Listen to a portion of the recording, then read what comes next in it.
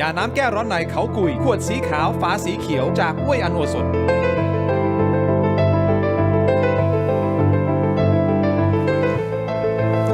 สวัสดีครับต้อนรับทุกท่านเข้าสู่รายการถกไม่เถียงครับประเด็นที่ผมจะถกวันนี้คุณผู้ชมครับเคยได้ยินประโยคนี้ใช่ไหมครับว่าตำรวจเป็นที่พึ่งของประชาชนและเป็นที่พึ่งจริงๆนะครับแต่ระยะหลังๆก็คงต้องยอมรับนะครับว่ามีบางกรณีนะฮะก็ตำรวจก็อาจจะไม่ได้เป็นที่พึ่งอย่างแท้จริงก็เลยเกิดคำถามจากสังคมมากมายแต่ในเวลาเดียวกันนะครับอย่าลืมว่าเรามีเจ้าหน้าที่ตำรวจเนี่ย200,000 กว่านายทั่วประเทศไทยนะครับขวัญและกำลังใจเป็นสิ่งที่สำคัญอย่างยิ่งและรายการถกไม่เถียงครับเราเป็นสื่อกลางนะฮะในการเปิดพื้นที่ให้กับทุกท่านนะได้มาแสดงความคิดเห็นอยู่ในกรอบของกฎหมายนะครับนี่คือสิ่งที่เรายึดถือมาตลอดก่อนหน้านี้คุณผู้ชมติดตามรายการของเราก็จะทราบดีนะครับว่าเราได้เปิดพื้นที่ให้กับท่านพลตำรวจเอกสุรเชษฐ์หักพานอดีตรองผู้บัญชาการตำรวจแห่งชาติมาในรายการแล้วก็มาพูดถึงประเด็นที่ตอนนี้ก็เป็นข่าวดังคงไม่ต้องอธิบายเพิ่มเติมนะครับคุณผู้ชมครับแต่ในเวลาเดียวกันผมก็พูดเสมอผมบอกท่านรองสุรเชษฐ์บอกว่าท่านต้องรับผิดชอบในคำพูดของท่านนะครับผมไม่ยืนยันและผมไม่ใช่ศาลเตี้ยผมไม่สามารถตัดสินคุณได้ไม่สามารถตัดสินใครได้ใดๆทั้งสิ้นเพื่อความเป็นธรรมก็เลยเรียนเชิญนะอีกฝั่งหนึ่งจะเรียกว่าจริงๆอย่าไปเรียกว่าคือเขาเป็นพี่น้องตำรวจด้วยกันแหละครับคุณผู้ชมเพียงแต่ว่าพอถูกการกล่าวหาก็ต้องเปิดโอกาสให้นะผู้ที่ถูกกล่าวหาหรือผู้ที่ถูกพาดพิงถึงนะได้มีโอกาสมาอธิบายก่อนหน้านี้ท่านพลตำรวจเอกอังสนานนท์นะฮะแล้วก็ท่านพลตำรวจเอกวินัยทองสองได้มาในรายการพูดในมุมของท่านโดยที่ไม่ได้เป็นความขัดแย้งส่วนตัวใดทั้งสิ้นแต่ในมุมของท่านกับกรณีที่ท่านบิ๊กโจ๊กออกมาเปิดแต่วันนี้คุณผู้ชมครับ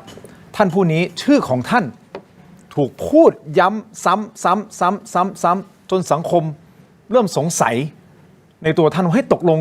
มันเป็นอย่างที่ถูกกล่าวหาหรือเปล่าเพื่อความเป็นธรรมอย่างที่ผมบอกไม่ได้มายืนยันไม่ได้เป็นศาลเตี้ย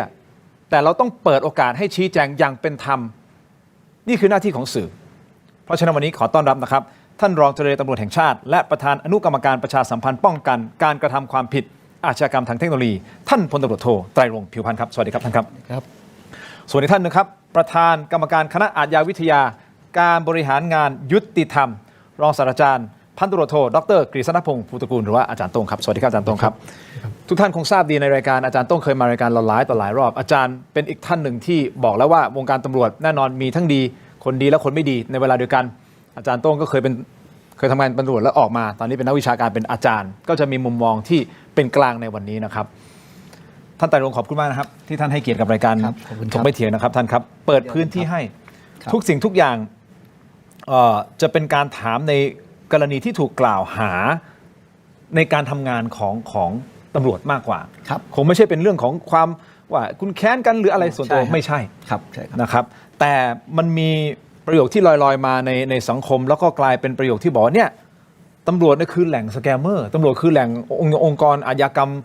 ระดับใหญ่สุดของประเทศในฐานะตำรวจพอคำเหล่านี้มันถูกพาดออกมาหรือถูกพูดออกมาครับท่านในฐานะตำรวจท่านรู้สึกไงกับประโยคนี้ครับก็เรียนว่านะครับสำหรับประโยคนี้นะครับก็อยากจะเรียนคุณทินนะครับกับพี่น้องประชาชนที่รับชมรายการนะครับว่าก็อยากจะขอความเป็นธรรมนะครับคำพูดลักษณะนี้มันเป็นคำพูดลักษณะเหมารวมซึ่งก่อนอื่นเนี่ยครับผมก็ต้องเรียนว่าผมต้องยอมรับนะครับว่าในทุกองค์กรในทุกสังคมเนี่ยมีทั้งคนดีและคนไม่ดีในองค์กรตำรวจเราเองก็มีคนไม่ดีนะครับอาจจะมีตำรวจที่ปฏิบัติไม่ถูกต้องตามระเบียบวินัยและกฎหมายซึ่งในส่วนนี้เราก็ยอมรับว่ามีนะครับแต่คนส่วนใหญ่ตำรวจส่วนใหญ่เนี่ยยังเป็นตำรวจที่ตั้งใจปฏิบัติหน้าที่นะครับแล้วก็ทุ่มเทเสียสละนะครับในการปฏิบัติหน้าที่โดยไม่คำนึงถึงเลือดเนื้อหรือชีวิตนะครับตำรวจเราเนี่ย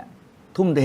นะครับจนกระทั่งเสียชีวิตเนี่ยปีหนึ่งเนี่ย30 กว่ารายขึ้นไปทุกปีบาดเจ็บถึงกับทุพพลภาพถาวรเนี่ยอีกจำนวนมากนะครับเพราะฉะนั้นเนี่ยยืนยันได้นะครับแล้วก็ประเทศเราเนี่ยจะเป็นแหล่งสแกมเมอร์หรือตำรวจเราจะเป็นองค์กรอาชญากรรมได้อย่างไรครับถ้าเราเป็นขนาดนั้นเนี่ยผมว่าสังคมของเราทุกวันนี้มันอยู่ไม่ได้แล้วนะครับเราเดินทางไปไหนมาไหนเนี่ยต้องเกิดแต่อันตรายต่อชีวิตและทรัพย์สินถูกไหมครับโจรผู้ร้ายก็จะเข้ามาลักวิ่งชิงปล้นหรือก่อเหตุเกี่ยวกับชีวิตร่างกายและเพศได้ตลอดเวลาแต่ทุกวันนี้มันไม่ได้ถึงขนาดนั้นถามว่ามีอาชญากรรมบ้างไหมมีแต่มันอยู่ในระดับที่ เจ้าที่ตำรวจก็ทำหน้าที่ในการสืบสวนปราบปรามไปควบคุมได้นะครับในระดับที่ไม่ส่งผลกระทบจนกระทั่งสังคมไร้ระเบียบแต่มันสะท้อนบางอย่างเกี่ยวกับองค์กรตำรวจหรือเปล่าครับว่าโอ้โหมันมีคำนี้แสดงว่าคนต้องรู้สึกเยอะหรือเปล่าท่านหรือว่ามันเป็นแค่วาทกรรมที่ถูกก็ต้องเรียนนะฮะว่ามันเป็นคำพูดที่ถูกกล่าวมาโดยท่านหนึ่งก่อนบุคคลท่านหนึ่งก่อนท่านกล่าวขึ้นมาและจากนั้นก็เป็นไวรัลในสื่อสังคมออนไลน์แล้วกันนะครับสื่อสังคมออนไลน์สมัยนี้พวกเราก็ต้องยอมรับว่ามันมีทั้งที่เป็นช่องกระแสข่าวหลักแล้วก็ในกลุ่มของอินฟลูเอนเซอร์หรือผู้ที่เล่นสื่อสังคมออนไลน์นะครับพอเป็นไวรัลเนี่ยก็เกิดเป็นคำพูดติดปากซึ่งตรงเนี้ยผมก็อยากจะเรียนว่าตามที่ผมเรียนนะครับก็ต้องให้ความเป็นธรรมและยืนยันว่าตำรวจส่วนใหญ่เนี่ยยังตั้งใจปฏิบัติหน้าที่อย่างเต็มที่นะครับซึ่งตรงเนี้ยผมก็เรียนด้วยว่าในขณะเนี้ยเรากำลังทำสงครามกับสแกมเมอร์ซึ่งพี่น้องประชาชนเนี่ยอยากจะให้รู้ข้อมูลชุดนี้แล้วกันบางท่านอาจจะรู้แล้วก็คือสแกมเมอร์เนี่ยในประเทศไทยที่ถูกหลอกลวงอยู่ทุกวันนี้ที่ตั้งของสแกมเมอร์แล้วกันนะครับส่วนใหญ่เนี่ยอยู่นอกประเทศทั้งนั้นนะครับโดยกว่า 80% เนี่ยอยู่ทางฝั่งตะวันออกนะฮะในประเทศเพื่อนบ้านและเรากำลังทำสงครามกับสแกมเมอร์และก็เรากำลังร้องขอความร่วมมือจากนานาชาติทั้งประเทศที่ตกเป็นเหยื่อนะครับหรือประเทศที่เห็นว่าการกระทำของสแกมเมอร์เนี่ยมันผิดกฎหมายผิดศีลธรรมโดยเฉพาะการบังคับใช้แรงงานหรือค้ามนุษย์ในรูปแบบใหม่เพราะฉะนั้นเราก็เรียกร้องให้โลกมาล้อมประเทศที่เป็นที่ตั้งของสแกมเมอร์เรียกให้โลกมาจัดการกับสแกมเมอร์ซึ่งท่านจะเห็นว่ามีหลายประเทศออกมาขยับในสงครามการต่อสู้ลักษณะนี้ประเทศที่เป็นที่ตั้งของสแกมเมอร์เองก็ตามเนี่ยหรือประเทศที่อาจจะมีผลประโยชน์เกี่ยวข้องกับสแกมเมอร์โดยผ่านทางระบบภาษีของเขาเนี่ยเขาก็ต้องต่อสู้เขาก็อาจจะหยิบยกคำพูดลักษณะนี้นะครับไปต่อสู้ในเวทีระดับโลกโดยเฉพาะกลุ่มที่อยู่ฝั่งตรงข้ามกับทีมประเทศไทยแล้วกันนะครับผมก็จึงเรียนว่าลักษณะนี้ควรต้องพึงระวังเป็นไปได้หรอครับที่องค์กรบังคับใช้กฎหมายหลักในกระบวนการยุติธรรมองค์กรหนึ่งเป็นองค์กรอาชญากรรมประเทศเราอยู่ไม่ได้แล้วครับโอเคอันนี้ผมขออนุญาตท่านนะฮะอาจารย์โต้คิดเห็นไงประโยคนี้ฮะอันนี้สำคัญนะคุณผู้ชมเนื่องจากว่าอย่างที่ผมบอกตำรวจคือที่พึ่งของประชาชนจริงๆเป็นผู้ที่ถือกฎหมายเป็นผู้ที่รักษากฎหมายผู้พิทักษ์สันติราษฎร์เพราะฉะนั้นทุกสิ่งทุกอย่างที่เกิดขึ้นบนโต๊ะใบนี้เราพูดคุยกันเนี่ยมันเป็นประโยชน์ของประชาชนประโยชน์ของประเทศถูกต้องไหมครับเขาถึงให้ความสนใจเรื่องนี้อย่างมากถูกต้องไหมฮะอาจารย์พอประโยคเหล่านี้ออกมามันสะท้อนอะไรบางอย่างเกี่ยวกับองค์กรตำรวจหรืออาจารย์มองยังไงครับคือผมว่าในประเด็นแรกเนี่ยก็คงน่าจะเป็นเรื่องของอาจจะเป็นเรื่องการสร้างวาทกรรมไหมเพื่อจะเรียกความสนใจจากสังคมสองคือผมว่าคนที่สร้างวาทกรรมเนี่ยรู้ดีที่สุดว่าเราเนี่ยเป็นอย่างไรที่ผ่านมาเราทำอะไรแล้วองค์กรเราเป็นอย่างไรเหมือนเราเข้าไปในบ้านเราอะเราจะรู้ดีว่าบ้านเราเนี่ยของอยู่ตรงไหนถึงแม้วันหนึ่งเราย้ายบ้านเราไม่ออกจากหรือเราย้ายออกจากบ้านหรือไม่ว่าคนที่ออกจากบ้านอะไรก็ตามเนี่ยเราก็ยังพอรู้อยู่ว่าบ้านหลังเนี้ยห้องไหนอยู่ไหนอะไรไงถูกไหมครับส่วนประเด็นที่ถามว่าจะเป็นอย่างนั้นหรือเปล่าทั้งองค์กรเนี่ยผมขออนุญาตว่ามีหลายกรณีที่ตำรวจเนี่ยสละชีวิตนะครับยกตัวอย่างนี้นะครับเคสถ้าจำได้ Terminal 21 กราดยิงใช่ไหมครับเป็นเคสแรกๆที่สังคมให้ความสนใจทราบไหมครับที่เวลามีการแจ้งทางวิทยุว่ามีทหารเนี่ยตำรวจรับแจ้งว่ามีทหารเนี่ยฆ่ากันในค่ายแล้วหนีออกมาคนที่ไปเผชิญเหตุชุดแรกนะตำรวจในพื้นที่นะครับแล้วตำรวจก็ได้รับแจ้งอยู่ว่ามีอาวุธสงครามด้วยคนร้ายเนี่ยแต่ปรากฏว่าตำรวจไปยอมไปแลกใส่เสื้อเกราะเนี่ยกันไม่อยู่แล้วยิงทะลุเสื้อเกราะเสียชีวิตครับนั่นหมายความว่าถ้าพูดกันแฟร์เนี่ยเราต้องมาดูว่าอาจจะใช่ส่วนหนึ่งไม่ปฏิเสธตำรวจที่ทำผิดรับสวยปฏิเสธไม่ได้มีจริงๆวันนี้ก็เพิ่งแถลงข่าวกันไปถูกไหมในกรรมาธิการอะไรกรรมาธิการปฏิเสธไม่ได้แล้วก็ต้องไปตามดูต่อว่ารับไปแล้วไปให้ใครต่อรับไปแล้วเพราะอะไรแล้วทำไมถึงรับนะครับประการต่อมาคือหลังจากที่พูดแล้วเนี่ยนะครับผมว่าสำคัญกว่านั้นคือเราอย่าให้แค่สนุกให้เป็นกระแสให้เป็นวลีเรียกความสนใจจากสังคมแต่ผมมองไปไกลกว่านั้นคือแล้วเราจะแก้ปัญหาตรงนี้อย่างไรอันนี้สำคัญเพราะอะไรครับก็เพราะสมัยคสช.ที่รัฐประหารมาก็พูดเรื่องปฏิรูปตำรวจเอาแล้วทำไมวันนี้ยังมาพูดเรื่ององค์กรอาชญากรรมอะไรใหญ่ที่สุดแสดงว่าปฏิรูปไม่สำเร็จหรือไม่ได้ปฏิรูปหรือยังไงผมไม่รู้ก็ต้องยอมรับกันนะครับว่าท่านบิ๊กโจ๊กเองท่านเติบโตในสมัยนั้นด้วยไหมล่ะฮะอันนี้คำถามนะครับคำถามก็ต้องไปดูเพราะหมายความว่าแล้วทำไมช่วงนั้นเนี่ยถ้ามีการปฏิรูปจริงวันนี้ทำไมยังเป็นปัญหาล่ะนั่นหมายความว่ารากฐานของการที่มารัฐประหารที่หนึ่งในข้ออ้างหลักๆของการรัฐประหารครั้งนั้นคือการปฏิรูปตำรวจถูกไหมครับ นั่นหมายความว่าแสดงว่าที่ผ่านมาจนกระทั่งผ่านมาเป็น10 ปี1 ถึง 10นะฮะสเกลนะครับให้คะแนนเนี่ยทำบ้างระดับ1 ถึง 5หรือทำ1 ถึง 2หรือทำแค่1ผมว่าผมไม่ต้องตอบเพราะว่าท่านผู้ชมมีคำตอบเรียบร้อยแล้วนะครับครับท่านไตรรงค์ครับเมื่อวานนี้ท่านได้แถลงนะครับว่าตลอดระยะเวลาที่ผ่านมาเนี่ยตำรวจมีการจับตำรวจ จะใช้คำนี้หรือเปล่าไม่แน่ใจท่านแต่มีการจัดการกับตำรวจที่ไม่ดีเอาอย่างนี้คุณผู้ชมครับผมอยากจะให้ท่านไตรรงค์เล่าถึงตัวเลขตรงนี้นิดนึงเพราะมันสำคัญและเดี๋ยวจะถามท่านต่อเนื่องเลยนะครับว่าตรงนี้มันสะท้อนอะไรบางอย่างหรือเปล่า3 ปีย้อนหลังมีตำรวจถูกลงโทษทางวินัยครับ 5,000 กว่านายเลยเหรอท่านใช่ครับ 5,683 นายและมีให้ออกจากหรือปลดออกประมาณลงโทษปลดออกนะครับ210 รายไล่ออก781 รายก็คือออกจากความเป็นตำรวจไปเลยเนี่ยถึง991 รายเยอะไหมครับท่าน3คือตัวเลขตรงๆเลยครับท่านผมเรียนอย่างนี้นะครับก็ต้องยอมรับกับพี่น้องประชาชนถ้าถามความเห็นส่วนตัวความรู้สึกส่วนตัวของผมนะครับคนเดียวเนี่ยผมก็ถือว่าเยอะแล้วเพราะผมถือว่าตำรวจเนี่ยมีอำนาจนะครับโดยเฉพาะในการบำบัดทุกข์บำรุงสุขให้กับพี่น้องประชาชนสืบสวนสอบสวนปราบปรามอาชญากรรมถ้าตำรวจเนี่ยไม่ประพฤติในธรรมและวินัยของตำรวจนะครับก็ถือว่าขาดจากความเป็นตำรวจนะครับแล้วถ้าท่านยังเอาอำนาจที่ท่านได้รับตามกฎหมายนะครับไปข่มเหงรังแกพี่น้องประชาชนหรือไปกระทำในสิ่งที่ไม่ถูกต้องตามระเบียบและกฎหมายเนี่ยท่านไปสร้างความเดือดร้อนได้เยอะจนกว่าที่ท่านจะถูกพิสูจน์ว่าท่านผิดเนี่ยท่านอาจจะไปก่อเหตุวุ่นวายนะครับทำให้คนอื่นเนี่ยเดือดร้อนหลายคนเพราะฉะนั้นเนี่ย1 คนสำหรับผมถือว่าเยอะนะครับแต่ก็เรียนนี่โอ้โหนี่แต่เรียนว่าตอนนี้อย่างที่ผมเรียนถ้าทุกท่านยอมรับว่าทุกสังคมฮะไม่มีคนเป็นคนดี 100% ทุกสังคมหรอกครับในสังคมตำรวจก็เช่นเดียวกันแต่สังคมตำรวจเนี่ยเรามีกำลังพลถึง 200,000 นาย 200,000 นายเนี่ย 5,600 คนเนี่ยถ้าคิดเป็นเปอร์เซ็นต์เนี่ยไม่ถึง 3% 2% กว่านะครับอันนี้เทียบเป็นเปอร์เซ็นต์แล้วก็เรียนว่าเราเนี่ยเป็นหน่วยงานที่มีการลงทันทางวินัยผมเรียนว่าเป็นอันดับต้นแล้วกันนะครับนะถ้าผมไม่ได้มีสถิติเปรียบเทียบแต่เชื่อว่าน่าจะเป็นอันดับ1ด้วยซ้ำในการลงทันทางวินัยข้าราชการตำรวจเองนะครับแปลว่าถ้าเรามีพยานหลักฐานนะครับเพียงพอเราไม่เคยละเว้นที่จะดำเนินการกับตำรวจที่ประพฤติไม่อยู่ในระเบียบวินัยและกฎหมายครับถ้าหลักฐานพอจัดการแน่นอนจัดการแน่นอนใช้คำนี้ผมเอาภาษาแบบให้ชาวบ้านฟังแบบว่าถ้ามีหลักฐาน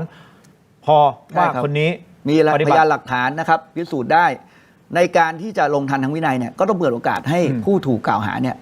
มาชี้แจงด้วยนะครับแสดงหลักฐานด้วยอันนี้ขอบคุณท่านมากที่พูดประเด็นนี้ฮะ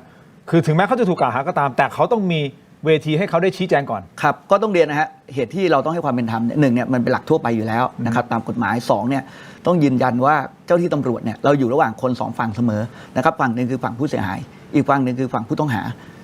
าที่ไหนจะมารักตำรวจที่ไปจับกลุ่มดำเนินคดีเขานะครับคนในครอบครัวเขาก็ต้องไม่ชอบตำรวจด้วยเพราะฉะนั้นเนี่ยตำรวจถูกกันแกล้งร้องเรียนมีเยอะไหมเยอะนะครับวันหลังผมจะเอาสถิติมาให้คุณทินดูนะครับเพราะฉะนั้นเนี่ยเราต้องให้โอกาสแต่เมื่อดำเนินการตามกระบวนการของตำรวจแล้วเนี่ยมีการดูชั่งน้ำหนักพยานทั้ง2 ฝ่ายแล้วเนี่ยเรายังลงทันตำรวจเยอะขนาดนี้นะครับแล้วก็ลงทันเนี่ยเราลงทันตั้งแต่ชั้นยศสูงสุดคือพลตำรวจเอกนะครับต่ำสุดเนี่ยนักเรียนใน10 ตำรวจก็คือไม่มีละเว้นทุกตำแหน่งทุกชั้นยศครับอันนี้เพื่อให้เห็นว่าสถิติที่มีจริงทำจริงอันนี้คือของจริงนะฮะมันเป็นสิ่งที่ดำเนินการมาแล้วและเอาจริงด้วยความเคารพท่านไตรรงค์นะครับอย่างนี้คุณผู้ชมหลายท่านตั้งแต่วันจันทร์แล้วล่ะครับก็บอกว่าทำไมไม่โฟนอินคุณโจ๊กไม่เชิญคุณโจ๊กมานู่นเนี่ยผมยังเรียนอย่างนี้นะครับผมไม่มีนโยบายในการให้ผมไม่อยากจะใช้คำว่าคู่ขัดแย้งเพราะจริงๆก็คือพี่น้องตำรวจด้วยกันนะฮะแต่ว่าแบ่งเป็น2 ฝั่งเนี่ยผมไม่ค่อยมีนโยบายในการที่จะให้มาเผชิญหน้ากันเลยเปิดพื้นที่ให้เท่ากันท่านโจ๊กมาในรายการก็ไม่มีการโฟนอินคนอื่นไม่มีการเปิดโอกาสให้คนอื่นเข้ามาอธิบายเพราะฉะนั้นวันนี้ท่านไตรรงค์นั่งตรงนี้ก็เช่นเดียวกันก็เปิดพื้นที่ท่านเต็มที่แล้วก็ผมก็ไม่ได้ต้องโฟนอินพี่โจ๊กเพราะพี่โจ๊กพูดทั้งหมดไปแล้วก็ถึงคราวที่ท่านไตรรงค์จะได้อธิบายในมุมของท่านนะครับแต่ที่แน่ๆท่านพูดมาน่าสนใจท่านบอกสถิติเนี่ยประมาณ 2% ของตำรวจทั้งหมดใช่ไหมครับที่ดำเนินการทางวินัยไปถ้าอย่างนั้นผมขออนุญาตท่านรองสุรเชษฐ์นะครับก็บอกว่าก็มีตำรวจอยู่เป็น200 กว่านายที่เขามีรายชื่อทั้งหมดนะฮะครับแล้ว200 นายนี้ตกลงจะจัดการยังไงมีข้อมูลมีหลักฐานชัดเจนไหม ครับ เดี๋ยวพักสักครู่คุณผู้ชมครับช่วงหน้ากลับมาติดตามครับ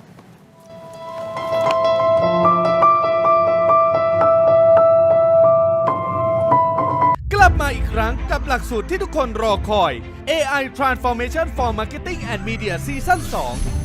2 รู้สึกตื่นเต้น รู้สึกสนุกค่ะ สนุกค่ะ แปลกใหม่ดีครับ สนุกดีครับ ได้ความรู้เยอะค่ะ ได้พัฒนาความรู้ในด้านของ AI จะมีไอเดียแบบ หลักสูตรเข้มข้น 5 วัน 40 ชั่วโมง ที่จะพาคุณเจาะลึกการใช้ Generative AI ครบทุกมิติ ข้อความ เสียง ภาพ และวิดีโอ พอมาเรียนมันได้หลายสิ่งหลายอย่างที่มันเยอะมากเลยครับ รู้สึกว้าวว่าแบบทุกวันนี้ AI มันก็พัฒนาไปเร็วมากๆ เราได้เห็นมันออกมาเป็นผลงานจริง รู้สึกว่าแบบตื่นตาตื่นใจดีค่ะ ได้รู้ถึงแบบเครื่องมือแล้วก็เทคนิคในการใช้ AI มากยิ่งขึ้น ได้เทคนิคในการเขียนพร้อมครับก็ซึ่งคิดว่าเป็นใจความสำคัญในการสร้างสรรค์ AI ออกมาครับ จริง ๆ AI ไม่ได้ยากค่ะ ถ้าได้ลองเรียนดูแล้วก็จะรู้สึกชอบมันอย่างแน่นอนครับผม ลองเปิดใจดูค่ะ ก็อยากให้มาเรียนกันเยอะๆนะคะ มันมีประโยชน์แล้วก็นำไปใช้ได้จริง ในการทำงานแล้วก็ในการเรียนด้วยค่ะ ต้องขอบคุณดีป้า ที่จัดโครงการดีๆแบบนี้ขึ้นนะครับ มาเรียนกันเยอะๆนะคะ พร้อมพาดูงานดิจิเทคอาเซียน 2025 มหกรรมเทคโนโลยีที่ยิ่งใหญ่ที่สุดแห่งปีณ Impact เมืองทองธานี เรียนจริงปฏิบัติจริง พร้อมอัพสกิลด้วย AI Let's Play AI ดีขนาดนี้อย่ารอช้า สายเกม สายลงทุน สาย AI สายเทคต้องไม่พลาด ลดราคาพิเศษให้ทันที 2,000 บาท Brain Tech Tri Screen จอเสริมอัจฉริยะ เปลี่ยนโน้ตบุ๊กธรรมดาให้ทำงานพร้อมกันได้ถึง 4 จอ ดีไซน์พับเก็บง่าย พกพาสะดวก มี 2 รุ่นให้เลือก 17,900 บาทสำหรับรุ่น 14 นิ้ว และ 19,900 บาทสำหรับรุ่น 16 นิ้ว สั่งซื้อออนไลน์ได้แล้ววันนี้เพียงค้น Brain Tech Tri Screen หรือ Advice ทุกสาขาทั่วประเทศ Brain Tech Tri Screen where thinking meets technology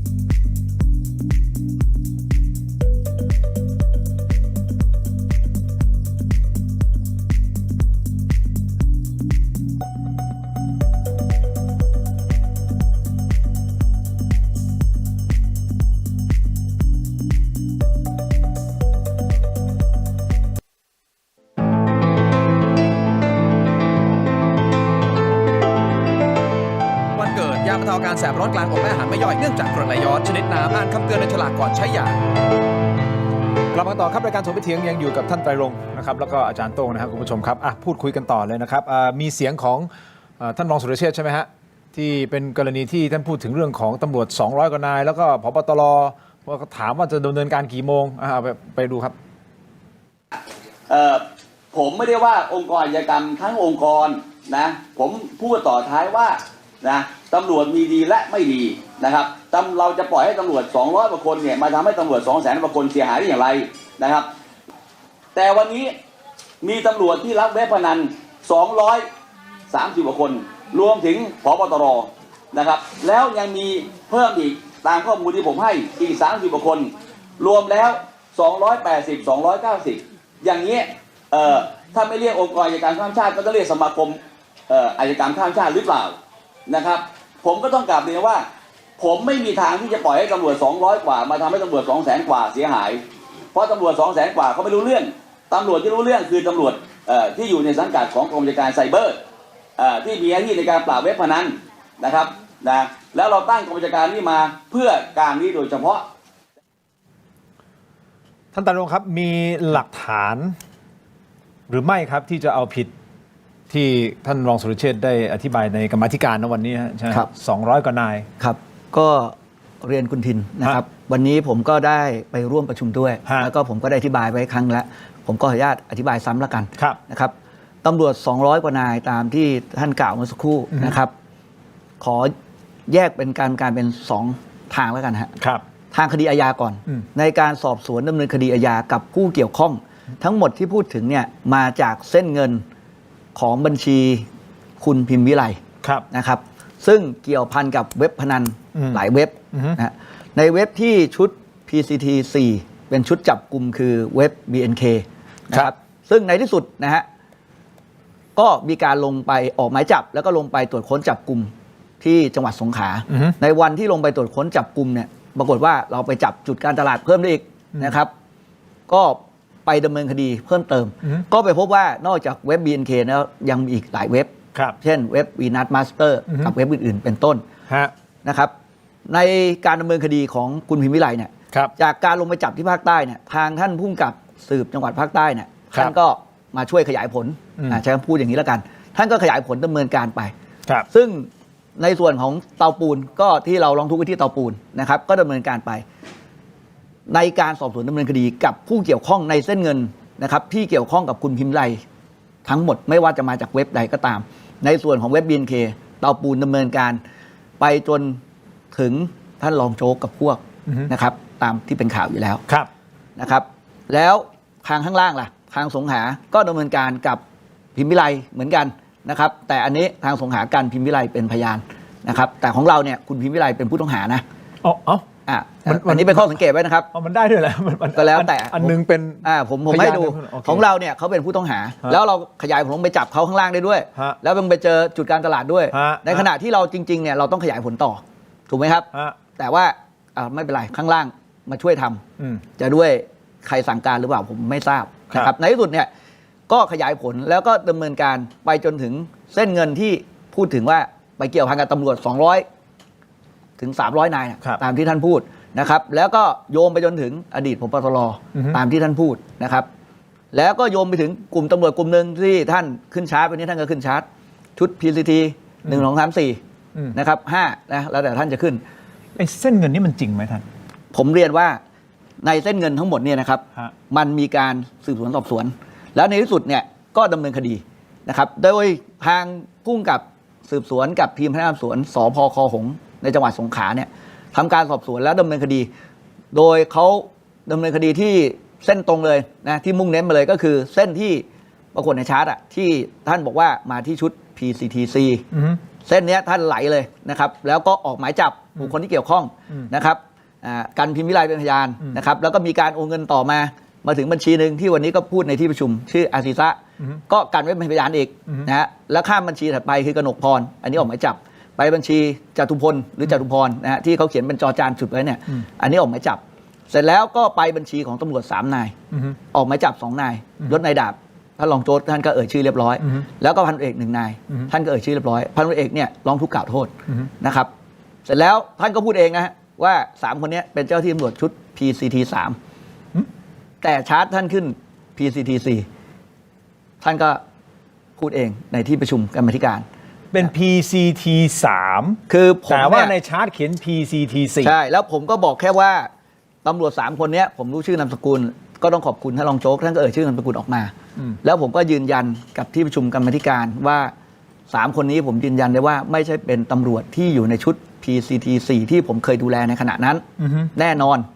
แล้วคนชุดนี้ถูกดำเนินคดีแล้วก็ต้องบอกว่าตรงนี้เดิมสุดทางแล้วจนถึงตำรวจที่รับเงินเอาอย่างนี้นะฮะเส้นนี้เคลียร์แล้วอีกเส้นหนึ่งก็ไปที่คุณอนันตชัยคุณคชาชาญและในที่สุดก็นำไปสู่การไปร้องทุกข์กล่าวโทษนะครับดำเนินคดีกับท่านอดีตผู้บัญชาการชั้นสูงอดีตผบ.ตร.นะครับแล้วทั้งหมดเนี่ยพนักงานสอบสวนสพคหงส์ก็ประมวลเรื่องนะฮะแล้วส่งไปให้ปปช.เพราะว่ามีการกล่าวหาใช้ตำรวจนะครับว่าผิด157ตามกฎหมายเนี่ยของปปช.เนี่ยจะต้องส่งสำนวนภายใน30วันเขาก็รีบส่งเลยนะครับพอไปสุดทางที่ตำรวจแล้วเขาก็เข้าใจเขาก็ไม่ได้เลือกเหยื่อหรืออะไรนะผมเข้าใจกระบวนการสืบสวนว่ามันใช้เวลาเขาก็ทำมาแท่งหนึ่งมายังชุด PCT ซึ่งในชาร์ตเขียนว่า PCT 4แต่ในที่สุดท่านรองโจ๊กบอกไม่ใช่เป็น PCT 3นะครับพอได้ตรงนี้ท่านก็ประมวลเรื่องทั้งหมดส่งไปปปช.เมื่อวันที่8มีนาในปีนั้นเพราะฉะนั้นเรื่องเขาอยู่ที่ปปช.เรื่องก็ไปอยู่ที่ปปช.อันนี้คือเส้นตรงนี้ก่อนแล้วเส้นเตาปูนล่ะเส้นเตาปูนเนี่ยก็มีคำถามอยู่ในกรรมาธิการเหมือนกันว่าเส้นเตาปูนเนี่ย พนักงานสอบสวนเนี่ยคณะพนักงานสอบสวนของตำรวจนครบาลเนี่ยเห็นว่าเป็นคดีฟอกเงินธรรมดา ไม่ได้มีการใช้อำนาจหน้าที่เรียนท่านผู้ฟังนิดเดียวครับ อันนี้ต้อง ท่าผู้ชม อัน ด นี้ เดียว สำคัญ คือ ให้อาจารย์ต้องขยาย ท่านต้องอย่างนี้ฮะกฎหมายความผิดต่อตำแหน่งหน้าที่หรือมาตรา157ที่เราชอบพูดกันเนี่ยมันเป็นกฎหมายที่ต้องมีเจตนาพิเศษเพราะคุณทิน ไม่ใช่ว่าเป็นตำรวจไปทำอะไรก็ผิด157ไม่ใช่นะครับเขามีแนวคำพิพากษาศาลฎีกาบอกมาแล้วตำรวจสถานีตำรวจภูธรหรือนครบาลก็ได้มีอำนาจสืบสวนจับกุมเนี่ยปรากฏว่าไปเล่นไพ่ถูกจับมาแจ้ง157ด้วยว่าเล่นด้วยแล้วก็ไม่ยอมจับเจ้ามือที่เล่นอยู่ด้วยกันแล้วก็ไม่ยอมจับคนเล่นร่วมวงพนันด้วยศาลพิพากษาไปแล้วอย่างนี้ไม่ใช่157เพราะไม่ใช่ว่าเป็นตำรวจแล้วไปทำอะไรผิดโดน157ไม่ใช่นะครับอันนี้ผมอธิบายข้อกฎหมายแล้วกันนะฮะนักกฎหมายคงเข้าใจคงทราบแล้วก็เรียนพี่น้องประชาชนได้ทราบเพราะฉะนั้นเนี่ยพนักงานสอบสวนสน.เตาปูนเนี่ยครับเขาก็เลยพิจารณาแล้วว่าเรื่องนี้เป็นเรื่องของการฟอกเงินความผิดมูลฐานจากเว็บพนัน BNK ธรรมดาแต่ในข้อหาเรื่องฟอกเงินเนี่ยเขาบอกว่าถ้าใครก็ตามที่ไปเกี่ยวข้องการฟอกเงินถ้าเป็นเจ้าพนักงานเนี่ยเพิ่มโทษก็รวมถึงเจ้าที่ตำรวจด้วยต้องเพิ่มโทษแต่ไม่ได้บอกว่าผิด157นะต้องแยกนะครับตรงเนี้ยเตาปูนก็ทำคดีไปอย่างนี้ในที่สุดก็มีการโต้แย้งก็ต้องขออนุญาตเอ่ยนามก็ท่านรองโจ๊กนี่แหละท่านก็บันทึกโต้แย้งมาว่าคดีนี้ต้องไปปปชก็พนักงานสวนเตาปูนก็ยืนยันในขณะนั้นน่ะดูไทม์ไลน์เวลานะฮะในเดือน8มีนาคมต้นเดือนเนี่ยทางคดีทางใต้เนี่ยรีบประมวลเรื่องว่าคดีนี้เป็นคดีที่อยู่ในอำนาจปปชเพราะว่าผู้สืบสวนจับกลุ่มเนี่ยแจ้งข้อหา157อันนี้กฎหมายบังคับเลยถ้าแจ้งข้อหา157หรือมีผู้มากล่าวหาต้องส่งปปชใน30วันใช่ไหมครับเสร็จแล้วเนี่ยพอเขาส่งสำนวนขึ้นมาเนี่ยก็ท่านผู้กำกับสพคหงส์นะฮะผู้สืบสวนก็ทำรายงานผูกมาด้วยบอกว่าคดีเตาปูนเนี่ยก็เหมือนกันเพราะว่าบัญชีพิมพ์วิไลเหมือนกันก็เลยบอกจะตีว่าเกี่ยวเนื่องเกี่ยวพันแต่อย่างที่ผมเรียนนะฮะมันคนละเว็บนะไอ้ที่เราลงไปจับภาคใต้เราถึงเห็นว่ามันมีเว็บอื่นด้วยนะครับก็ส่งไปปปชนะครับท่านรองโจ๊กก็หยิบประเด็นนี้ในหนังสือที่ท่านขึ้นมาด้วยถ้าผมจำไม่ผิดนะฮะเพราะเคยเผยแพร่ข่าวอยู่แล้วว่าประเด็นนี้แหละทำให้พนักงานสอบสวนสน.เตาปูนต้องส่งเรื่องไปปปชแต่เตาปูนเขายืนยันว่าคนละเรื่องคนละเว็บคนละเคสก็สอบสวนต่อไปก็ปรากฏท่านผู้กำกับสืบสวนภูธรจังหวัดสงขลาเนี่ยท่านก็บอกว่าท่านไม่ได้รับคำสั่งใครนะครับแต่ท่านก็เดินทางขึ้นมาโดยไม่ได้รับคำสั่งใครเนี่ยแหละขึ้นมาที่สน.เตาปูนถ้าจำข่าวได้แล้วท่านก็มาร้องทุกข์กล่าวโทษกับพ่อบ้านของท่านรองโจ๊กดำเนินคดีในข้อหา157พ่อบ้านท่านรองโจ๊กก็เป็นหนึ่งในผู้ต้องหาของเตาปูนด้วยร่วมกับท่านรองโจ๊กนั่นแหละก็เลยกลายเป็นเข้าปปชก็เลยถูกบังคับโดยผลของกฎหมายเมื่อมีการกล่าวหาก็ต้องส่งสำนวนไปปปชในสุดสำนวนนี้เส้นเงินทั้งหมดนะครับแล้วมีตำรวจเข้าไปเกี่ยวพันทั้งหมดเนี่ยนะก็จะมีทั้งซ้ำและไม่ซ้ำกับข้างล่างเนี่ยฮะนะข้างบนก็คือเตาปูนข้างล่างคือสงขลาก็ส่งสำนวนเนี่ยของคุณพิมพ์วิไลเนี่ยไปที่ปปชทั้งหมดเพราะฉะนั้นผมถึงบอกว่าเรื่องการสอบสวนก่อนขณะนี้การสอบสวนดำเนินคดีกับตำรวจที่เกี่ยวข้องกับเส้นเงินนี้ทั้งหมดอยู่ในระหว่างการดำเนินการตามกระบวนการของกฎหมายครับอยู่ในการพิจารณาของปปชครับไม่ได้ล่าช้าไม่ได้ล่าช้าครับกฎหมายกำหนดว่าต้องทำภายใน30วันหลังจากที่มีการแจ้งข้อกล่าวหาความผิด157หรือความผิดต่อตำแหน่งหน้าที่แล้วเพราะฉะนั้นเนี่ยมันต้องไปหมดอาจารย์ต้องวิเคราะห์มองเรื่องนี้มีความคิดเห็นเรื่องนี้ยังไงครับคืออย่างที่ทางท่านบอกนะครับท่านลงบอกก็อันนี้ก็เป็นไปตามข้อกฎหมายเลยถูกเพียงแต่ประเด็นหลักๆคือตรงนี้ครับปปชเองเนี่ยคดีเนี่ยเยอะมากนะครับเรื่องทุจริตเนี่ยเพราะว่ามีหลายหน่วยงานด้วยไม่ใช่เฉพาะตำรวจเพราะฉะนั้นหมายความว่าเราก็พบว่าส่วนหนึ่งนะครับที่มีคนมักให้ข้อมูลผ่านมาเนี่ยคดีของปปชเองก็ขาดอายุความเพราะฉะนั้นประเด็นอยู่ที่ว่าเวลาเรื่องไปถึงปปชแล้วเนี่ยผมว่าเป็นปัญหาของประเทศไทยเหมือนกันคือพอเวลาคดีมาเยอะเรื่องทุจริตเยอะเนี่ยจะทำอย่างไรให้กระบวนการตัวนี้เร็วขึ้นนะครับให้เร็วขึ้นประเด็นแรก2เองต้องมาดูว่าที่ล่าช้าเนี่ยเพราะอะไรแล้วทำไมคดีบางคดีเนี่ยขาดอายุความก็ต้องยอมรับว่าบางเรื่องก็มีการตั้งอนุเข้ามาร่วมทำงานสอบสวนด้วยเช่นให้ตำรวจมาร่วมทำการสอบสวนด้วยแล้วบางคดีเนี่ยก็ยังต้องอาศัยพยานหลักฐานอย่างอื่นในการเรียกแสวงหาพยานหลักฐานเพิ่มเติมอีกฉะนั้นตรงนี้หลายๆประเทศใช้วิธีการอย่างนี้ครับ1คือเพิ่มกำลังคนฝึกอบรมมาโดยเฉพาะ2เพิ่มงบประมาณเพื่อให้คดีเนี่ยมีความเร็วและไม่ล่าช้าแล้วก็จะได้อธิบายได้ว่าคดีนี้ไม่ได้มีการช่วยเหลือกันทราบไหมครับพี่ทินผมพูดเรื่องนี้มาผมว่าไม่ต่ำกว่า5ปีแล้วนะครับแต่ไม่น่าเชื่อประเด็นปัญหาเรื่องนี้ก็ยังคาอยู่นะครับก็คงจะเป็นประเด็นที่ต้องผู้มีอำนาจต้องรับไปพิจารณาครับมีอีกประเด็นหนึ่งนะครับคุณผู้ชมครับท่านไตรรงค์ก็แถลงยืนยันชัดเจนว่าตำรวจชุด จับกลุ่มชุด PCT4 เนี่ยนะฮะไม่มีการกลับคำให้การ เดี๋ยวผม ใช่ ข ไหม ออนุญาตคุณทินเพิ่มประเด็นเมื่อกี้ผมบอกว่าแบ่งการดำเนินการในเรื่องเกี่ยวกับตำรวจ200 กว่านาย ฮะ ตามที่ท่านรองโจ๊ก ใช่อันนี้คือตั้ง เป็น2 ด้าน เมื่อกี้ด้านคดีอาญา ฮะ ตอนนี้กลับมาพูดด้านวินัย ฮะ ด้านวินัยนะครับด้านวินัยเนี่ยตำรวจ200 กว่านายเนี่ยมีการส่งเรื่องไปร้องเรียนที่กรตล ฮะ กรตลคือคณะกรรมการรับเรื่องร้องเรียนข้าราชการตำรวจ ครับ ซึ่งตั้งตามพรบตำรวจปี 65 นะครับซึ่งในขณะนี้นะครับกรตลเนี่ยท่านได้ดำเนินการไต่สวนข้อเท็จจริง คือในกฎหมายของกรตลเนี่ยท่านทำการไต่สวนได้เองเลยนะครับท่านได้ถึงขั้นตอนคือในการดำเนินการของท่านเนี่ยมี 9 ขั้นตอน ผมเรียนคร่าวๆนะฮะตอนเนี้ยเรื่องมาถึงขั้นตอนที่ 4 คือทางกรตลได้พิจารณาชี้มูลกล่าวหานะฮะเขาใช้คำนี้นะฮะชี้มูลกล่าวหาก่อนนะครับว่ามีมูลกระทำความผิดวินัย ให้ชี้มูลกล่าวหาเพื่อนำไปสู่ขั้นตอนแจ้งข้อกล่าวหา และให้ผู้ถูกกล่าวหาทราบ และได้ชี้แจงนำสืบพยานแก้ข้อกล่าวหา ตอนนี้ถึงขั้นตอนนี้ละท่านชี้มูลมาแล้ว3 รายละ โอเค 3 ราย เขาอยู่ข้างบนเขาก็ต้องมา ก็อยู่ในขั้นตอนนะฮะแล้วก็เดี๋ยวจะแจ้งข้อหา3 รายที่ชี้มูล โอเค นะครับพอแจ้งข้อกล่าวหาเสร็จต่อไปจะพิจารณาชี้มูล อ่า หลังจากพิจารณาพยานหลักฐาน อันนี้คือขั้นตอนตอนนี้ เพราะฉะนั้นเรื่องวินัยเนี่ยมันก็เดินไปนะครับแปลว่ามันเดินหมดนะฮะทั้ง2 ฝั่ง โอเค นะครับ ไม่ได้เป็นการ ไม่มี เดินเชิง ฝั่งอาญาก็เรียบร้อยแล้ว ตอนนี้ส่งไปอยู่ในกระบวนการพิจารณาของปปช วินัยก็อีกเรื่องหนึ่ง วินัยก็เดินอยู่ที่กรตล โอเคครับถ้าอย่างนี้นะคุณผู้ชมครับเดี๋ยวผมทวนอีกครั้งหนึ่งนะฮะก็คือท่านแถลงยืนยันชัดเจนว่าตำรวจชุดจับกลุ่มชุด PCT4 เนี่ยไม่มีการกลับคำให้การ เพราะว่าก่อนหน้านี้ถูกกล่าวหาว่ามีการกลับคำให้การเพื่อที่จะช่วยสสท่านหนึ่งท่านมีหลักฐานอะไรที่จะบ่งบอกหรือที่จะออกมาบอกให้สังคมได้รับรู้ว่า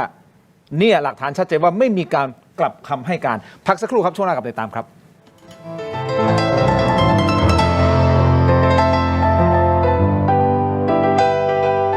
ถ้าคุณมีอาการแสบท้องอาหารไม่ย่อยเพราะกรดไหลย้อนต้องวันเกิดออกฤทธิ์2 กลไกช่วยลดกรดในกระเพาะป้องกันกรดไหลย้อนกรดไหลย้อนวันไหนต้องวันเกิดยาบรรเทาอาการแสบร้อนกลางอกอาหารไม่ย่อยเนื่องจากกรดไหลย้อนและลดกรดในกระเพาะอาหารชนิดน้ำอ่านคำเตือนในฉลากก่อนใช้ยา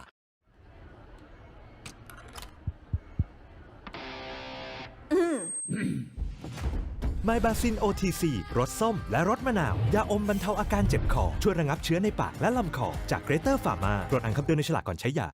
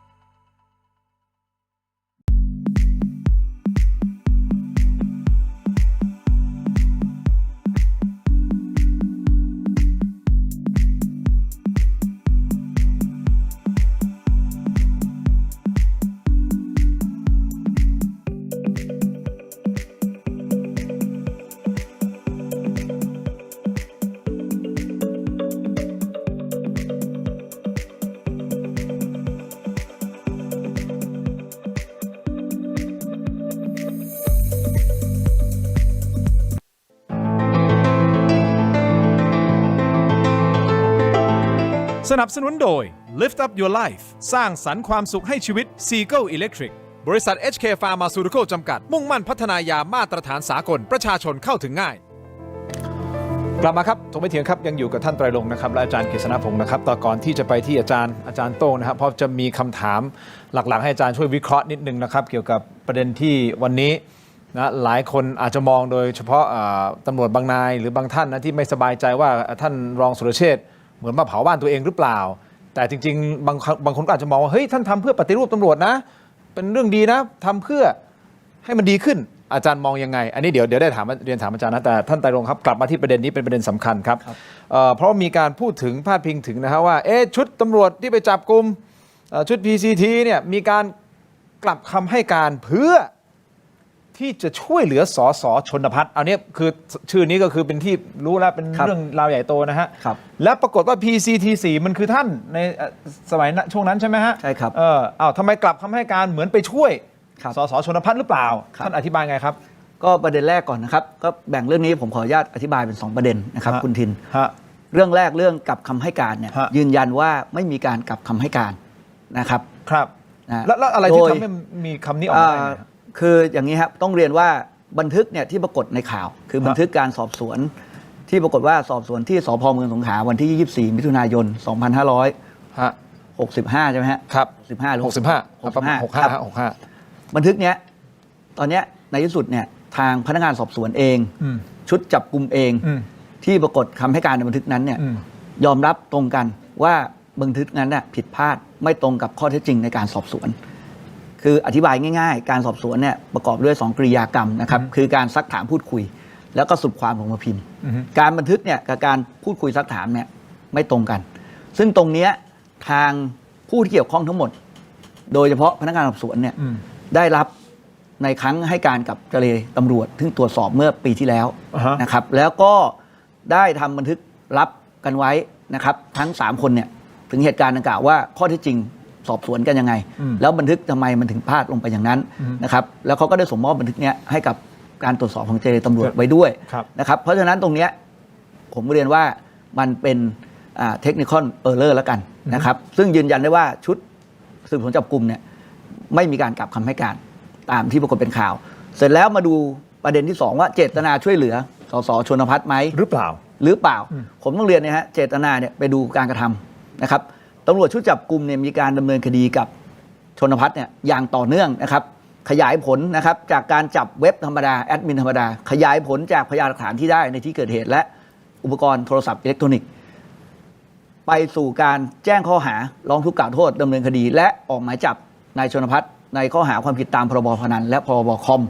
หลังจากนั้นก็ไปจับกลุ่มนายชนพัฒน์ออกหมายจับได้จับนายชนพัฒน์เสร็จก็ได้ตรวจยึดโทรศัพท์นายชนพัฒน์ไว้2เครื่องผมขออนุญาตพี่อัดแป๊บนึงครับเดี๋ยวผมต้องไปออนไลน์ตอนนี้ฮะไปที่ YouTube ใน Terror Digital นะครับ Facebook ถกไม่เถียง Facebook CS7 HD News ครับเดี๋ยวกลับมาฟังท่านเต็มรวมถึงอาจารย์โต้งด้วยนะครับทั้งหมดนี่คือถกไม่เถียงทางทีวีก่อนนะฮะขอบคุณท่านมากครับขอบคุณครับเจอกันในออนไลน์นะครับสวัสดีครับ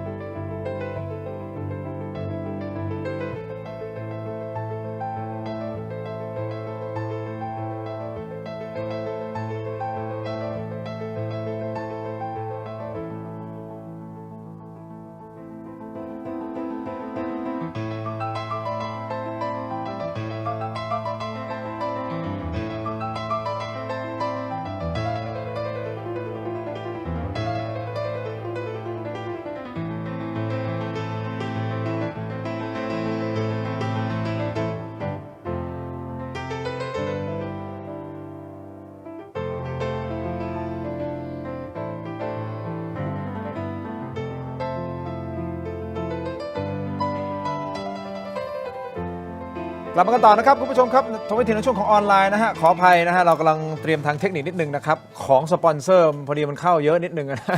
ก็เราก็ขอบคุณฮะเราต้องมีสปอนเซอร์เพื่ออยู่ได้นะฮะคุณผู้ชมครับวันนี้ก็ยังอยู่กับท่านอาจารย์กฤษณพงษ์ภูตระกูลนะครับแล้วก็รวมถึงท่านพลตำรวจโทไตรรงค์ผิวพันธ์นะครับพูดคุยกันต่อนะฮะท่านไตรรงค์คงไม่เสียเวลามากไปกว่านี้เพราะว่าอยากจะทราบเหลือเกินนะครับว่าทางตำรวจได้มีการช่วยเหลือคดีของนายชนภัทรหรือไม่นั่นคือประเด็นอีกประเด็นหนึ่งที่ถามครับส่วนประเด็นแรกที่บอกว่ามีการกลับคำให้การหรือเปล่าอันนี้ท่านชัดเจนว่ามันไม่ใช่เป็นเรื่องของการกลับคำให้การไม่มียืนยันหลักฐานต่างๆยืนยันถ้าจะไปตรวจสอบก็ไปตรวจสอบได้นะอาจารย์ถูกต้องไหมครับถูกต้องครับแต่เรื่องของการช่วยเหลือคดีชนภัทรท่านก็บอกว่าเดี๋ยวก่อนนั้นดำเนินคดีกับชนภัทรหลายคดีเลยใช่ครับท่านทวนอีกทีนึงแล้วก็ไล่ทีละผมก็เรียนว่าการจะมีเจตนาช่วยเหลือหรือไม่เนี่ยยืนยันว่ากรรมเนี่ยเป็นเครื่องชี้เจตนานะครับชุดจับกลุ่มเนี่ยนะครับมีการขยายผลดำเนินคดีกับนายชนภัทรเนี่ยต่อเนื่องถึง4คดี4เลยนะครับเริ่มจากการลงไปจับกลุ่มครั้งแรกเนี่ยยังไม่รู้เลยนะครับว่านายชนภัทรเนี่ยมีส่วนเกี่ยวข้องหรือเป็นเจ้าของเว็บลงไปจับกลุ่มจุดการตลาดจับได้พนักงานจุดการตลาดมีการซักถามขยายผลนะครับทำบันทึกไว้อย่างละเอียดรอบคอบผมต้องเรียนอย่างนี้นะฮะเดี๋ยวเป็นข้อสังเกตไปด้วยนะครับเรื่องบันทึกการขยายผลที่เรามีการซักถามพนักงานแอดมินว่าเจ้าของคุณคือใครนะครับบันทึกตัวนี้มีการเอาไว้รายงาน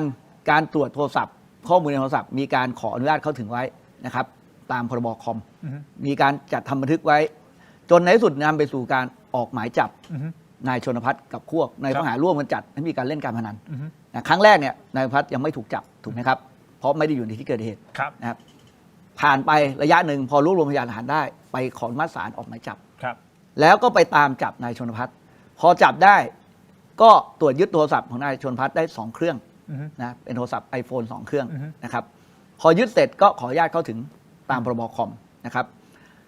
ขยายผลจากข้อมูลในโทรศัพท์มาร้องทุกข์กล่าวหาดำเนินคดีกับนายชนภัทรเพิ่มเติมนะฮะในคดีเดิมนะครับข้อหาร่วมกันฟอกเงินสมคบฟอกเงินกับพวกอีก2คนนะครับโดยที่มาของการกล่าวหาเนี่ยเราไปพบพยานในมือถือของนายชนภัทรเองนะครับจึงนำไปสู่การร้องทุกข์กล่าวโทษเพิ่มเติมซึ่งผมย้ำอีกทีนะที่ผมต้องย้ำว่าเป็นคดีเดิมเนี่ยเพราะว่าเพลินท่านรองโจ๊กมาให้ข้อสังเกตกับคุณอัจฉริยะเนี่ยว่าทำไมต้องไปแยกคดีผมเรียนนะครับว่าการร้องทุกข์กล่าวโทษเนี่ยฝ่ายสืบสวนเนี่ยเขาจะเป็นคนร้องทุกข์กล่าวโทษแล้วเขาก็ร้องทุกข์กล่าวโทษกับคนเดิมขยายผลมาจากเรื่องเดิมแต่เรื่องการตัดเลขคดีเป็นคดีเดิมหรือคดีใหม่เนี่ยพนักงานสอบสวนเนี่ยเป็นผู้กำหนดซึ่งพนักงานสอบสวนคดีนี้เลือกที่จะตัดเลขคดีใหม่ซึ่งตรงนี้ก็เป็นข้อสังเกตไว้แล้วกันผมก็ไม่ได้ว่าอะไรท่านนะครับก็เป็นอำนาจของพนักงานสอบสวนเพราะชุด PCT 4เนี่ยเป็นชุดสืบสวน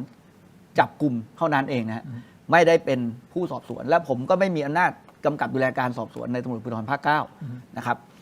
เราก็เป็นคดีที่2แล้วนะฮะหลังจากนั้นเนี่ยในวันที่เราลงไปตรวจค้นเพื่อจับกลุ่มตามหมายจับนะครับที่สงขลาเนี่ยนะครับเพราะในการออกหมายจับเสร็จเนี่ยเราจะต้องมีการขอหมายค้นเพื่อ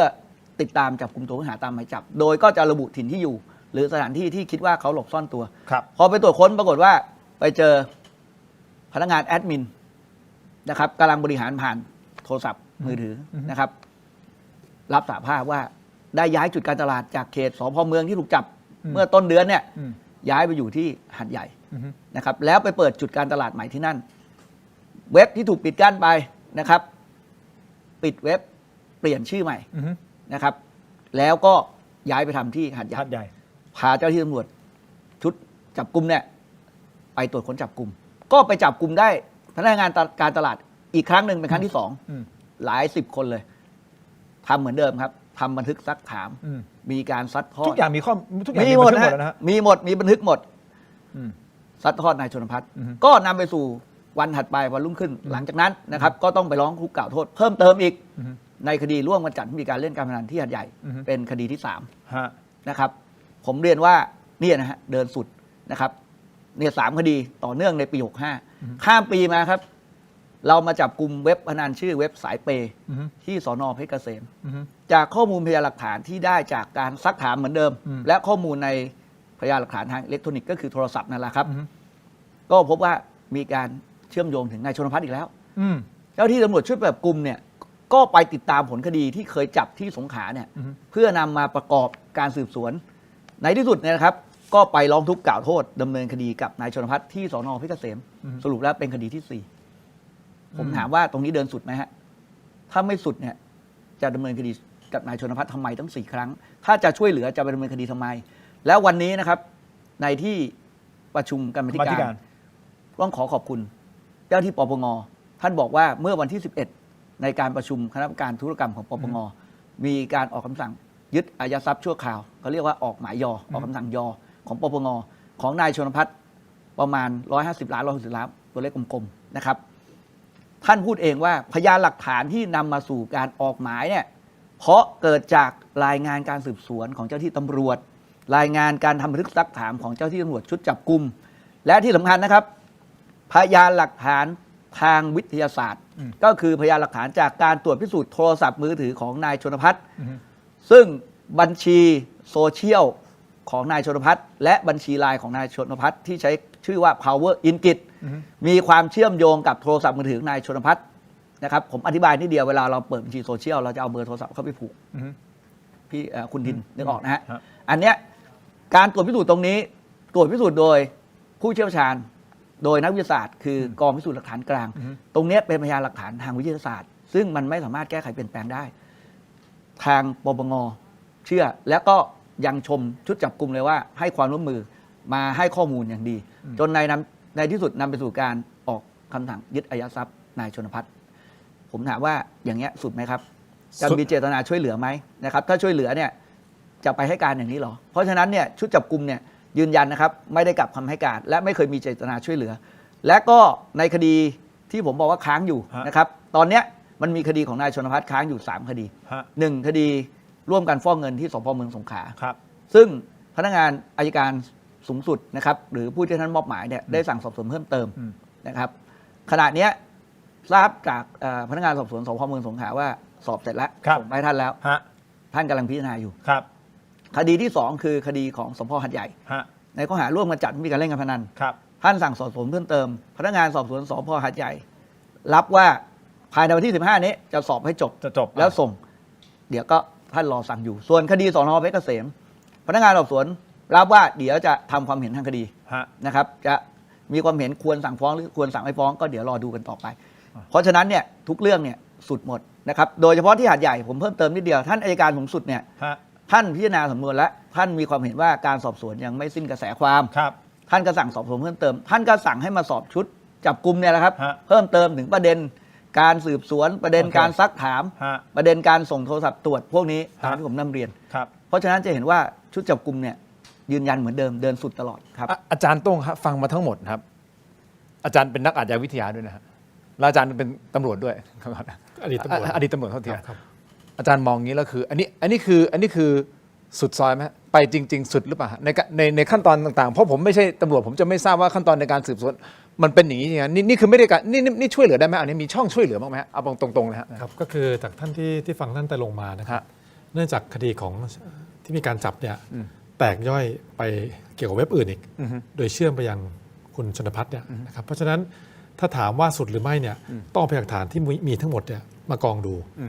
ซึ่งเท่าที่ฟังจากที่ท่านพูดเนี่ยก็ท่านก็ทำไปหลายคดีที่มีความเชื่อมโยงแล้วก็ทำต่อโดยปกติหลักการสืบสวนเนี่ยเท่าสืบสวนเนี่ยเราไปเจอเนี่ยแล้วเราจะขยายผลเหมือนการจับยาเสพติดนะครับเจอปุ๊บอันนี้รับยามาจากใครนี่ก็เหมือนกันแอดมินของใครเว็บให้ใครแล้วส่งไปที่ใครมาเช็คกับโทรศัพท์มือถือด้วยมีความเชื่อมโยงไหมแล้วก็ขยายผลต่อแต่ส่วนจะถามว่าสุดหรือไม่ก็ต้องรอเนี่ยที่บอกว่าท่านอัยการสูงสุดมีบอกว่านั่นคือขั้นตอนของท่านอัยการเราไม่กล้าล่วงว่าให้มีการสอบสวนเพิ่มเติมเพราะอาจจะมีบางประเด็นที่ท่านอาจจะมองว่าน่าจะต้องสอบไปให้สุดเพื่อที่จะเป็นประโยชน์ต่อการดำเนินคดีไปถึงชั้นศาลด้วยเวลาต่อสู้คดีกันนะครับอาจารย์ครับผมไปประเด็นหนึ่งเลยนะฮะอันนี้ผมเคลียร์ตรงนี้นะฮะอันนี้เราเคลียร์กันนะฮะคุณผู้ชมครับนี่คือข้อมูลที่ท่านให้มานะฮะแต่ผมไปอีกประเด็นหนึ่งคือประเด็นที่ผมอยากจะถามอาจารย์โต้งเพราะว่าหลายคนอาจจะมองหรือแม้แต่ก่อนหน้านี้นะครับที่มีผู้ใหญ่นะทางด้านของตำรวจออกมาพูดแล้วมาติดติงว่าการกระทำของท่านรองสุรเชษฐ์เนี่ยเป็นคล้ายๆเป็นการเผาบ้านตัวเองแต่ว่าสังคมบางส่วนนะฮะก็บอกเดี๋ยวก่อนนะคุณโจ้เขาเจตนาดีใช่ไหมคุณท่านรองสุรเชษฐ์เจตนาดีก็ไม่ได้เผาบ้านนี่เป็นการช่วยเหลือด้วยซ้ำเพื่อให้ทำให้มันดีขึ้นแต่ในมุมของอาจารย์มองว่าเจตนามันต้องเป็นยังไงหรืออาจารย์มีความเห็นในประเด็นเรื่องนี้ก็ต้องดูว่าประเด็นแรกเนี่ยเจตนาที่มีการพูดสื่อสารผ่านสาธารณชนเนี่ยนะครับต้องการจะให้เกิดการเปลี่ยนแปลง ปฏิรูปองค์กรตำรวจ หรือต้องการจะเป็นให้เกิดผลสะท้อนกลับมาเพื่อทำลายความเชื่อมั่นของพี่น้องประชาชนที่มีต่อตำรวจ แต่ผมว่าต้องอย่างนี้นะครับเนื่องจากประสบการณ์เนี่ยเคยทำงานตำรวจมาด้วยเนี่ยทั้งสายปฏิบัติมาด้วยเนี่ยเวลาตำรวจไปทำงานเสี่ยงเนี่ยเวลาจับคนร้ายเหมือนแมวไล่จับหนูเราไม่เคยคิดนะว่าจะไปจับคนร้ายจะโดนแทงโดนยิงกลับมาหรือไม่เจอคนร้ายนี่คนร้ายวิ่งเราก็วิ่งไล่นะครับนั่นหมายความว่าพอเวลาเราไปพูดโดยรวมอย่างเงี้ยผมว่าส่งผลแน่ๆคือ 1. ความเชื่อมั่นของประชาชนที่มีต่อตัวตำรวจแน่นอนปฏิเสธไม่ได้ 2. คือจะถามว่าพูดแล้วเกิดการปฏิรูปหรือไม่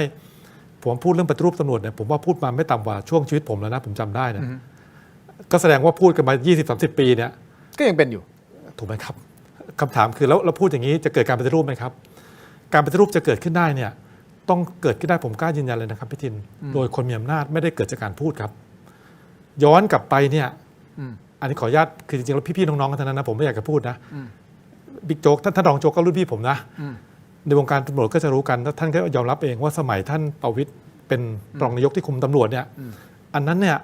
ท่านมีอำนาจมากนะครับเพราะท่านคุมตำรวจสามารถปฏิรูปตำรวจได้นะย้อนกลับไปดูเป็นดิจิทัลฟุตพริ้นท์ผมพูดอยู่เสมอสมัยคสชเนี่ยว่าต้องปฏิรูปตำรวจสมัยนี้ดีที่สุดผมก็บอกจังหวะมาดีสุดคำถามก็คือแล้วทำไมสมัยนั้นท่านไม่ทำล่ะคำถามผมนะเพราะว่าผมเนี่ยเป็นนักวิชาการแล้วผมรู้ว่าอำนาจเต็มเนี่ยจะแก้กฎหมายออกกฎระเบียบไปเนี่ยปรับเปลี่ยนวัฒนธรรมองค์กรวางไว้เราไม่ได้อยู่ไป100 ปีเราวางแผนไว้ได้ทำไมเราไม่ทำล่ะคำถามอะแต่ที่แน่สมัยนั้นนะครับเพื่อนผมเนี่ยได้เลื่อนตำแหน่งเป็นผู้กำกับไปฉลองดีใจอยู่3 วันต่อมาคำสั่งมาเปลี่ยนโดนย้ายด้วยเป็นรองผู้กำกับเหมือนเดิมสมัยคสชนี่แหละโทษนะสมัยรัฐบาลที่แล้วเพราะว่าเปลี่ยนจากคสชก็มีการเลือกตั้งถูกไหมครับก็ซึ่งสมัยท่านเนี่ยแหละที่มาแล้วมาคุมตำรวจคำถามก็คือว่าเอาแล้วตกลงตอนนั้นไม่เป็นองค์กรอาชญากรรมหรือยังไงแล้วทำไมวันนี้มาเป็นองค์กรอาชญากรรมผมก็จะตั้งคำถามไว้อันนี้2 ส่วน 1พี่น้องประชาชนจะพิจารณาเอง2คือองค์กรตำรวจเนี่ยคนเป็นตำรวจเนี่ยจะรู้เองนะครับอาจารย์เคยมาออกรายการพร้อมกับวันนั้นลืมถามท่านรองโจ๊กท่านมาด้วยใช่ครับผมจำได้ท่านรองโจ๊กนั่งนี้แล้วใช่ครับอาจารย์ต้องก็มาเหมือนกันก็อย่างที่เรียนไปครับจริงๆแล้วก็พี่ๆน้องๆกันทั้งนั้นนะครับแต่ว่าผมเนี่ยตั้งคำถามนะตั้งบทบาทหนึ่งก็แน่นอนครับเราก็เป็นอดีตตำรวจบทบาทหนึ่งวันนี้ทำหน้าที่นักวิชาการบทบาทหนึ่งผมก็เป็นประชาชนคนไทยอยากเห็นประเทศนี้ดีขึ้น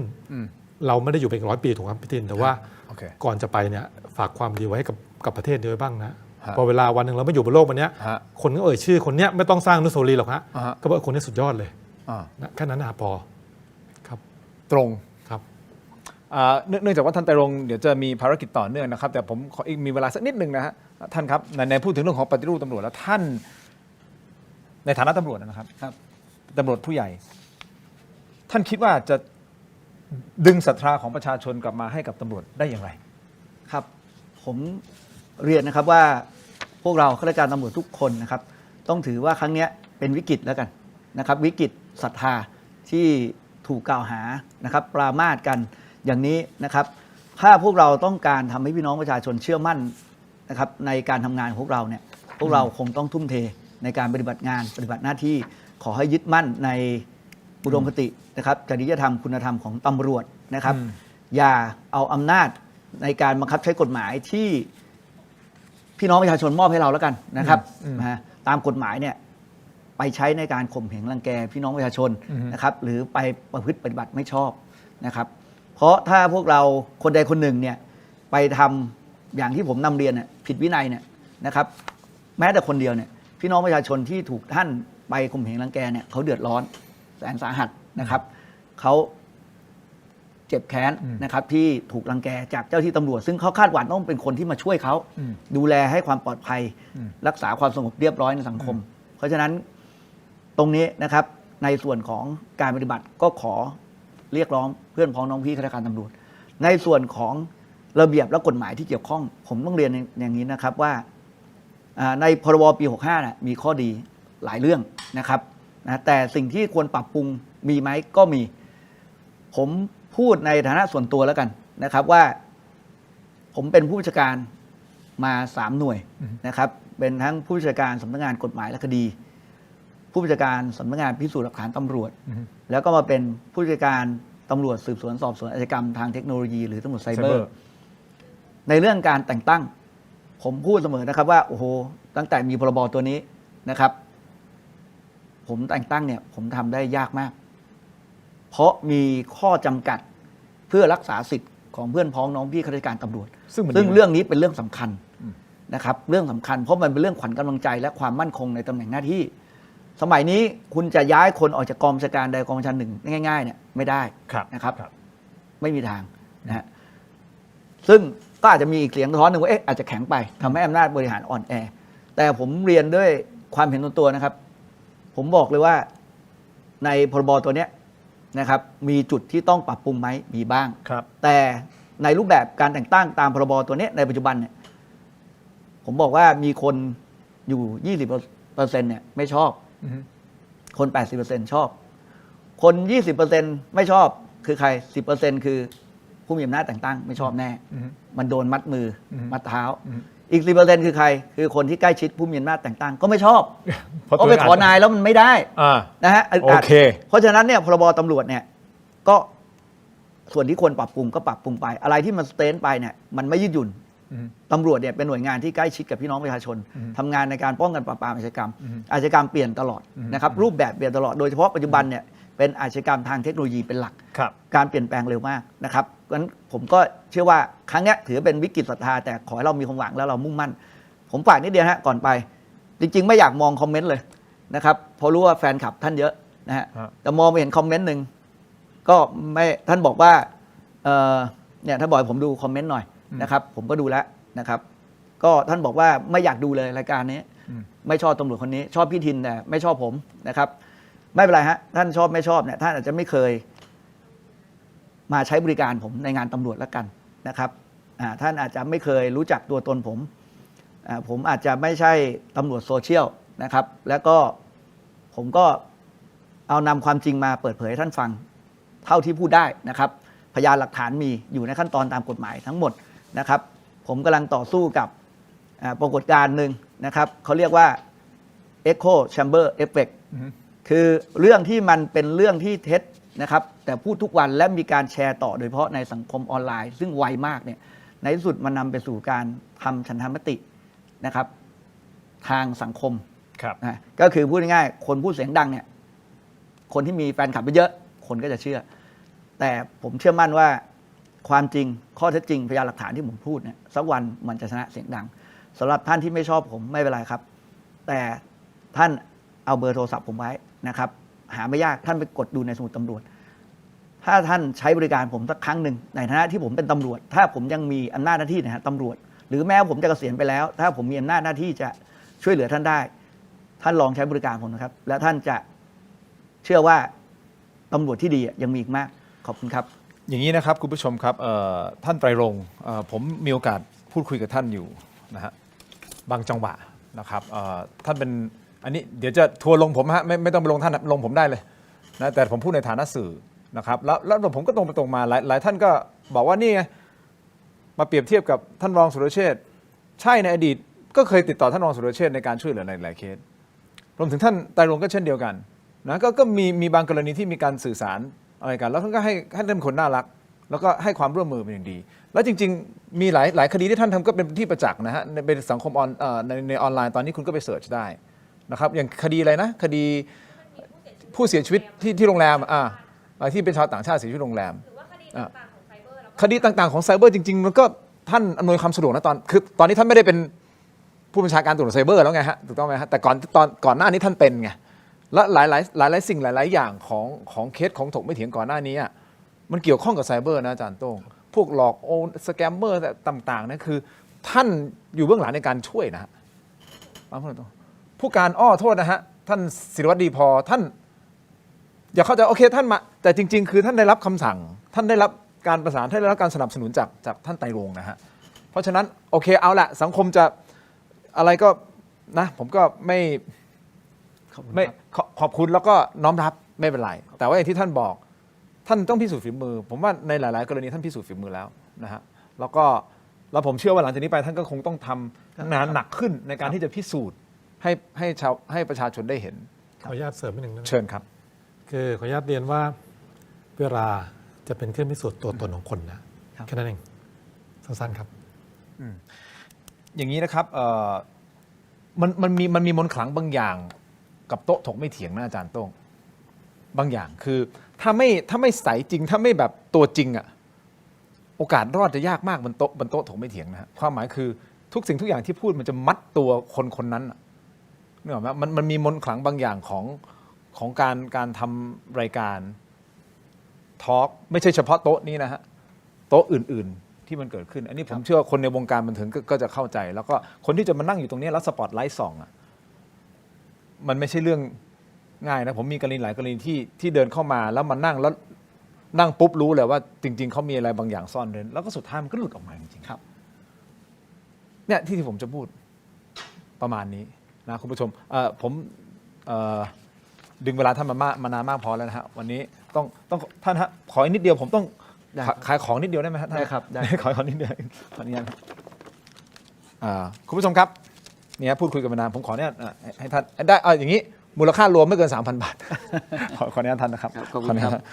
ดีแล้วฮะกำลังเจ็บคอพอดีเลยครับวันนี้คุยกันมานานนะครับขอบคุณเม็ดอมซิงค์พลัสผลิตภัณฑ์ไมบาซินจากเกรเตอร์ฟาร์มานะครับมี3สูตรที่มีคุณประโยชน์จากวิตามินหลากหลายชนิดนะครับเม็ดอมซิงค์พลัสวิตามินซีและโคคิวเทนกลิ่นองุ่นมะนาวเม็ดอมซิงค์พลัสลูทีนและบิวเบอรี่กลิ่นแบล็คเคอร์เรนต์นะครับเม็ดอมซิงค์พลัสเบต้ากลูแคนกลิ่นสตรอเบอรี่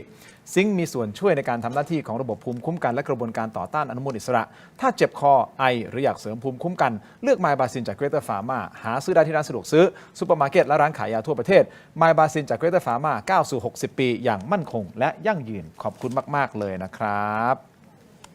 อย่างนี้นะฮะอาจารย์โต้งเวลาเรามีปัญหาขโมยขึ้นบ้านเกิดนู่นเกิดนี่เรานึกถึงใครฮะก็ต้องตำรวจนะครับถูกต้องไหมฮะแต่พอเราไปสถานีตำรวจถ้าตำรวจดีๆมีเยอะแต่ถ้าเจอตำรวจไม่ดีเราสามารถร้องเรียนได้ไหมฮะปัจจุบันก็ร้องเรียนได้ครับผ่านคณะกรรมการรับร้องเรียนตำรวจก็รตรตัวย่อครับกรตรจำคำนี้ไว้เจรตำรวจหรือเจรผมขออนุญาตให้เบอร์ไว้เลยนะครับสายตรงร้องเรียนข้าราชการตำรวจที่มีพฤติการไม่สมควรนะครับ1599นะครับเรื่องนี้นะครับจะส่งตรงนะครับแล้วก็เรื่องนี้ในปัจจุบันที่ผมเป็นรองเจรตำรวจแห่งชาติเนี่ยผมดูทุกวันนะครับแล้วผมไม่ใช้วิธีการทางเอกสารอย่างเดียวละโลกมันเปลี่ยนผมโทรเลยนะครับผมโทรถามเลยว่าเรื่องนี้เป็นยังไงนะครับตอบมาแล้วรีบลงไปพบปะพี่น้องประชาชนคุ้มทารีบลงไปดูนะครับไปตรวจเยี่ยมด่านผมก็ไปลองสุ่มตรวจดูเจออะไรไม่ชอบมาพากลผมก็ได้ดำเนินการว่าการเตือนและทำหนังสือถึงผู้บัญชาเขานะครับแล้วตอนนี้ผมออกระเบียบออกกฎแล้วนะครับภายใต้การอนุมัติของท่านผบ.ตร.และเจรตำรวจแห่งชาติกำหนดให้รองผู้จัดการรองผู้การที่รับผิดชอบพื้นที่ตำรวจภูธรและนครบาลเนี่ยต้องออกตรวจสุ่มตรวจนะครับสุ่มตรวจตามโรงพักถ้าเจอพี่น้องประชาชนมาให้ขอรับบริการอยู่ไปสอบถามว่าเรื่องอะไรเดือดร้อนไหมบริการดีไหมไปสุ่มตรวจด่านไปดูดิว่าขอประทานโทษนะฮะไอ้ที่บอกว่าตำรวจบางคนเนี่ยไปจับแล้วตีเรียกรับเงินเนี่ยมันมีไหมถ้ามีต้องดำเนินการเด็ดขาดอย่างน้อยที่สุดเนี่ยท่านไปสุ่มตรวจเนี่ยเรื่องพวกนี้จะต้องบรรเทาเบาบางลงหรือไม่มีนะครับตรงนี้สั่งการไปแล้วถ้ายังมีอีกท่านก็1599นะครับนะครับการมันมาจากการกระทำถูกต้องไหมอาจารย์โต้งใช่ครับก็ขออนุญาตนำเรียนท่านตรงครับว่าเราอาจจะมีพิธีเหมือนกับระบบเอกชนเซอร์ไพรส์เช็คก็คือตำรวจปลอมเป็นชาวบ้านหรือชาวบ้านแจ้งมาโดยตรงอะไรเงี้ยเพื่อไปดูว่าด่านนี้จะมีอย่างนี้หรือเปล่าอะไรเงี้ยก็จะทำให้การปรับปรุงแก้ไขตำรวจก็ได้ผลชัดเจนขึ้นนะครับแต่ประชาชนก็ต้องสะท้อนกลับมานะครับว่าการทำงานของตำรวจเป็นยังไงถูกต้องไหมฮะอันนี้คือเราตรงไปตรงมาแล้วก็มีบางท่านบอกทำไมผมต้องอวยเหลือเกิน ผมพูดตามความจริงที่มันเกิดขึ้นในสิ่งที่เราได้รับถูกต้องไหมครับแต่ตอนที่ผมพูดในสิ่งที่ผมได้รับจากท่านรองโจ๊กด้วยความเคารพท่านนะฮะท่านก็ช่วยเราทำไมไม่เห็นพูดอย่างนี้ว่าทำไมผมอวยท่านโจ๊กอันนี้คือรถทัวร์จะลงผมเชิญนะฮะเราตรงไปตรงมาผมไม่งั้นเราจะอยู่ในสังคมยังไงครับเราต้องตรงไปตรงมาอะไรดีเราก็ว่าดีอะไรไม่ดีก็ไม่ดีผมก็พูดกับท่านตรงๆว่าท่านมานั่งตรงนี้นะผมจี้ถามแบบตรงไปตรงให้ท่านอธิบายนะท่านก็บอกได้เลยหมดเช่นเดียวกับท่านโจ๊กเหมือนกันท่านโจ๊กมาในการก็ตรงไปตรงท่านก็บอกได้เลยผมก็ถามก็ตรงไปตรงมาแต่ผมไม่ใช่ศาลไงผมตัดสินไม่ได้ไงถูกต้องไหมท่านก็ต้องรับผิดชอบในคำพูดของท่านด้วยความเคารพท่านไตรรงค์ถูกต้องไหมฮะต้องครับท่านโจ๊กก็ต้องรับผิดชอบในคำพูดของท่านโจ๊กถูกไหมอาจารย์สุดท้ายศาลจะเป็นผู้ตัดสินครับถูกต้องครับขอบคุณอาจารย์มากระหว่างให้คดีสู่ศาลจริงๆเลยครับนะครับงั้นอาจารย์โต้งฮะเรามาดมยาดมกันดีกว่า ยาดมกันเลยนะครับทางขออนุญาตนะครับยาดมสมุนไพรตรามังกรทองสูตรดอกไม้หอมได้รับรางวัล Premium Herbal Products นะผลิตภัณฑ์สมุนไพรคุณภาพปี 2568 ครับจากกรมการแพทย์แผนไทยและการแพทย์ทางเลือกครับบรรเทาการวิงเวียนศีรษะหอมเย็นชื่นใจจากอุ้ยอันโอสถนะครับขอบคุณมากครับต่อกันนะฮะน้องน่ารักมากเลยSeagull Electric นะฮะเครื่องใช้ไฟฟ้าขนาดเล็กที่ตอบโจทย์ทุกการใช้งานครับหุงแบบ 3D อัจฉริยะยกระดับความอร่อยทุกจานหม้อหุงข้าว 3D Pro 5.6 ลิตรนะครับอุ่นร้อนรอบทิศทางอร่อยเหมือนหุงใหม่ตลอดทั้งวันฝาอัจฉริยะลดไอน้ำหยดนะครับข้าวไม่แฉะทุกครั้งที่เปิดนะครับ Seagull Electric ขอบคุณมากๆเลยนะครับผมขออนุญาตต่อเลยนะฮะจาก Seagull Electric นะครับถ้าท่านมีกรดไหลย้อนนะฮะต้องวันเกิดครับยาบรรเทาอาการแสบร้อนกลางอกอาหารไม่ย่อยเนื่องจากกรดไหลย้อนนะครับต้องวันเกิดนึกถึงตัวนี้เลยฮะยาสามัญประจำบ้านนะครับวันเกิดถ้ากรดไหลย้อนอาหารไม่ย่อยตัวนี้ฮะวันเกิดครับขอบคุณมากๆครับต่อกันที่เบรกนะฮะใกล้จะปีใหม่แล้วต้องท่องเที่ยวไปดูเบรกนิดนึงนะครับ Compact Brake ครับก้าวล้ำไปอีกขั้นกับนวัตกรรมความปลอดภัยล่าสุดนะครับ Compact Primo Gen 2 Super Brake Grade Premium ครับมาพร้อมกับเทคโนโลยีใหม่ Zero Water Absorption Technology นะครับที่เพียบพร้อมด้วยมาตรฐานความปลอดภัยระดับโลกพร้อมแล้วที่จะทำให้ทุกเส้นทางอยู่ในคอนโทรลของคุณครับจัดจำหน่ายแล้ววันนี้ที่ร้านอะไหล่ชั้นนำทั่วประเทศนะครับและ Compact Premium Service Center Compact Primo Gen 2 All in Control ขอบคุณมากนะครับอีกนิดนึงนะท่านฮะอดทนกับผมนิดนึงนะครับเก่งใจท่านเหลือเกินนะครับแต่ว่านายเวรท่านบอกว่าไปทันนะ ไปภารกิจทันนะครับขออนุญาตท่านครับนี่นะครับผมวางตัวนี้เลยนะครับท่านครับขออนุญาตครับอาจารย์โต้งครับนี่คือของดีคุณผู้ชมครับนี่คือยาธาตุน้ำขาวยาธาตุน้ำขาว49 บาทฝาสีฟ้าตราหารคู่นะครับมาตรฐานสากลหาซื้อง่ายตามร้านขายยาแผนปัจจุบันทั่วไปราคาเพียง49 บาทเข้าถึงง่ายครับจาก HK Pharmaceutical ยาธาตุน้ำขาว49 บาทฝาสีฟ้าตราหารคู่ขอบคุณมากๆครับและสุดท้ายสุดครับนี่ครับ BrainTech Tri-Screen ครับจอเสริมสุดล้ำที่สามารถทำงานได้พร้อมกันถึง4หน้าจอในเวลาเดียวกันครับด้วยความคมชัดระดับ Full HD และมีการเชื่อมต่อที่ง่ายสุดๆครับเพียงเสียบสาย USB Type C ก็พร้อมใช้งานทันทีนะครับและมีน้ำหนักเบาพกพาสะดวกนะครับกดเข้าไปที่หน้า Facebook ของเรา Tero Digital อย่าพลาดนะตอนสั่งซื้อใส่โค้ดนะใส่โค้ด Let's Play AI Let's Play AI รับส่วนลดทันที 2,000 บาทนะครับนี่คือจอเสริมสุดล้ำขอบคุณมากๆเลยนะครับขอบคุณท่านไตรรงค์ที่ให้เกียรติในรายการนะครับหวังว่าโอกาสหน้าคงจะได้มีการสนทนากันอีกผมเปิดพื้นที่ให้ขอบคุณครับให้กับท่านแล้วก็ให้กับทุกท่านที่เป็นอยู่ในกรณีต่างๆเนี่ยอย่างเท่าเทียมกันนะครับเป็นกำลังใจให้กับพ่อแม่พี่น้องชาวตำรวจด้วยทุกนายนะครับวันนี้อาจารย์โต้งขอบคุณมากนะครับอาจารย์หลายคนบอกว่าเนี่ยอาจารย์โต้งมาในรายการด้วยเหรอครับมาครับมาครับขอบคุณมากนะท่านไตรรงค์ครับขอบมากครับขอบมากครับอาจารย์โต้งขอบมากครับขอบคุณทุกท่านที่ติดตามครับนี่คือตรงไปเถียงลาไปก่อนครับสวัสดีครับ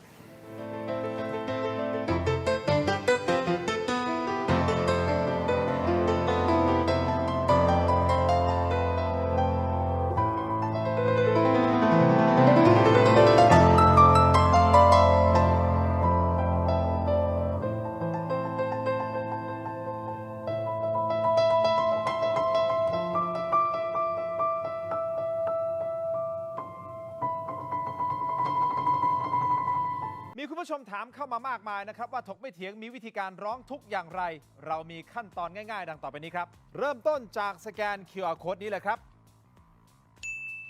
จากนั้นนะครับท่านก็เข้าสู่หน้า Inbox ของรายการถกไม่เถียงเพียงท่านกดคำว่าเริ่มต้นระบบอัตโนมัติจะส่งลิงก์ที่ทีมถกไม่เถียงสร้างขึ้นมาให้แก่ท่านนะครับรับรองว่าเป็นลิงก์ที่ปลอดภัยกดเข้าไปได้เลยครับเมื่อเข้าไปถึงหน้านี้นี่นะฮะแค่นี้นะครับท่านก็พิมพ์เรื่องราวร้องทุกข์มาได้เลยนะครับแต่ผมมีทริค3 ข้อสำหรับการร้องทุกข์เข้ามาในรายการถกไม่เถียงนะครับ 1. เขียนเรื่องราวร้องทุกข์ของท่านให้ละเอียดชัดเจนและสรุปโดยง่ายที่สุดนะครับข้อที่ 2 เขียนชื่อเบอร์โทรของท่านให้ครบถ้วนสมบูรณ์ที่สุดและข้อที่ 3 ถ้าท่านมีภาพคลิปวิดีโอกล้องวงจรปิดหรือหลักฐานต่างๆนะครับส่งเข้ามาที่อินบ็อกซ์ของเราได้เลยครับเพียงเท่านี้นะครับเรื่องราวร้องทุกข์ของท่านก็จะเข้าสู่ระบบหลังบ้านของถกไม่เถียงอย่างแน่นอนนะครับอย่าลืมนะครับเดือดร้อนไร้ที่พึ่งนึกถึงถกไม่เถียง